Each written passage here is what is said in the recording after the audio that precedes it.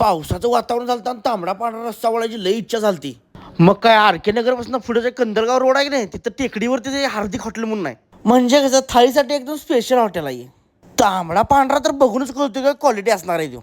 इथं असा थाळ्यांचा सेटअप लावूनच ठेवलेला असतोय. आणि चपाती भाकरी तर बघितला तर रिओ रप्प्याच्या रप्प्या असत्या. आपल्याला रस्सा लागतोय कसा असा कट मारून. ही आहे हार्दिक स्पेशल थाळी, कशी आहे एकदम जबरदस्त. बाकी मग मटन मसाला, मटन फ्राय, चिकन मसाला या थाळ्या काय मिळतातच.